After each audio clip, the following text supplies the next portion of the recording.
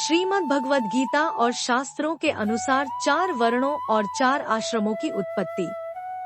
भारतीय सनातन धर्म के अनुसार समाज को व्यवस्थित रूप से चलाने के लिए 4 वर्णों और 4 आश्रमों की रचना की गई है। यह व्यवस्था कर्म और गुणों के आधार पर बनाई गई है। इसका उल्लेख श्रीमद् भगवद गीता, मनुस्मृति और अन्य वेदों में मिलता है। 4 वर्णों की उत्पत्ति। 4 वर्णों की रचना का वर्णन ऋग्वेद के पुरुष सूक्त और श्रीमद् भगवद गीता में मिलता है। यह समाज के विभिन्न वर्गों को उनका स्वभाव और प्राप्त गुणों के अनुसार विभाजित करता है। ऋग्वेद में 4 वर्णों की उत्पत्ति। पुरुष सूक्त। ब्राह्मणोस्य मुखमासीत बाहु राजन्य कृत ऊरु तदस्य यद्वैश्य पदभ्याम शूद्रो अजायत। ब्राह्मण समाज का विद्वान और शिक्षक वर्ग होता है, जो ज्ञान और धर्म का मार्गदर्शन करता है। ब्राह्मण भगवान के मुख से उत्पन्न हुआ है। क्षत्रिय योद्धा और शासक वर्ग होता है, जो समाज की रक्षा करता है। क्षत्रिय भगवान के भुजाओं बाहु से उत्पन्न हुआ है। वैश्य व्यापारी और कृषक वर्ग होता है, जो अर्थव्यवस्था और व्यापार का कार्य करता है। वैश्य भगवान की जंघा ऊरु से उत्पन्न हुआ है। शूद्र सेवा करने वाला वर्ग होता है, जो समाज के अन्य वर्गों की सहायता करता है। वैश्य भगवान के चरणों पैरों से उत्पन्न हुआ है। श्रीमद् भगवद गीता में वर्ण व्यवस्था। चातुर्वर्ण्यम मया सृष्टम गुणकर्म विभाक्ष तस्य कर्तारम अपि माम विद्य कर्तारम अव्ययम्। श्रीमद् भगवद गीता 4.13। श्रीमद् भगवद गीता में भगवान श्री कृष्ण कहते हैं कि मैंने प्रकृति के 3 गुण सत्वगुण, रजोगुण और तमोगुण और स्वभाव के आधार पर 4 वर्णों की रचना की है।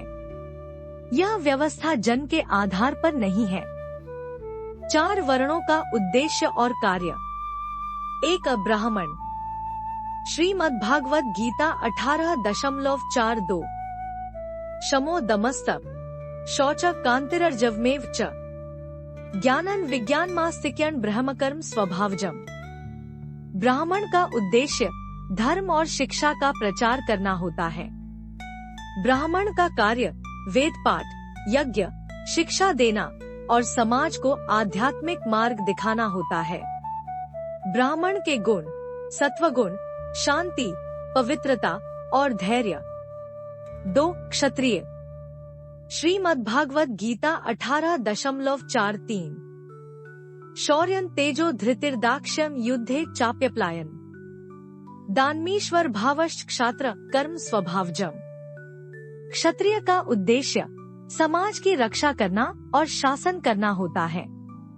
क्षत्रिय का कार्य युद्ध करना, न्याय प्रदान करना और राज्य का प्रबंधन करना होता है। क्षत्रिय के गुण रजोगुण, साहस, वीरता और शक्ति।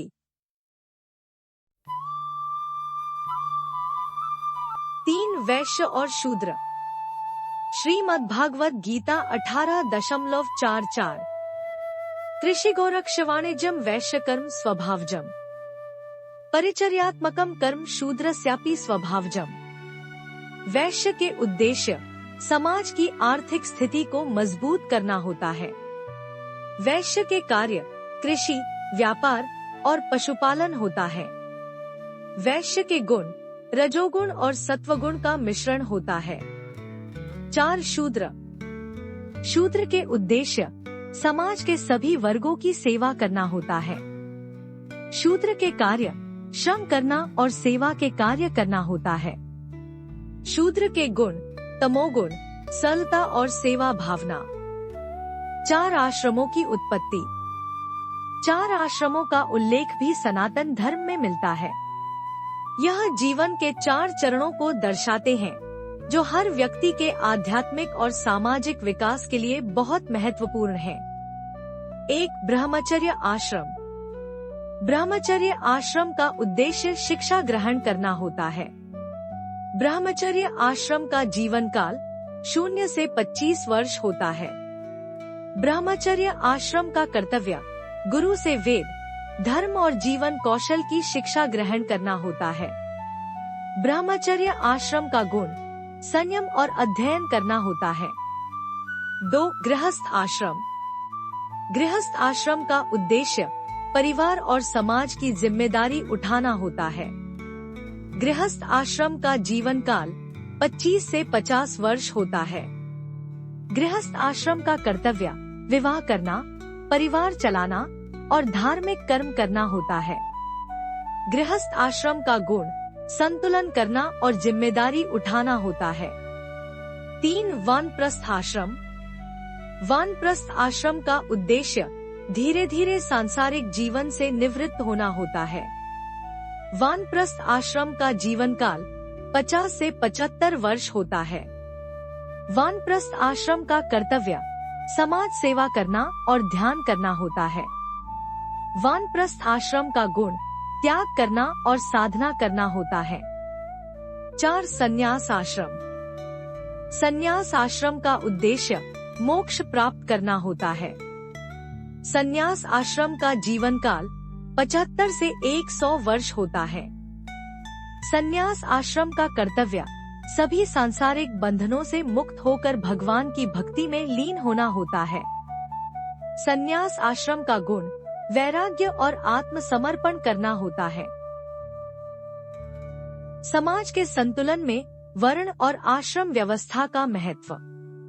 श्रीमद् भगवद गीता के अनुसार जब सभी वर्ण और आश्रम अपने अपने कर्तव्यों का पालन करते हैं तो समाज में सामंजस्य और प्रगति होती है। श्रीमद् भगवद गीता 18.45। स्वे स्वे कर्मण्यभिरता संसिद्धिम लभते नरा, स्वकर्म निर्तोषेन सिद्धिम विन्दति मानवः। हर व्यक्ति अपने अपने स्वभाव और प्राप्त गुण के अनुसार कर्म करता है तो वह मोक्ष और सफलता प्राप्त कर सकता है। निष्कर्ष। श्रीमद् भगवद गीता और वेदों के अनुसार वर्ण और आश्रम व्यवस्था समाज के सामूहिक कल्याण के लिए बनाई गई थी।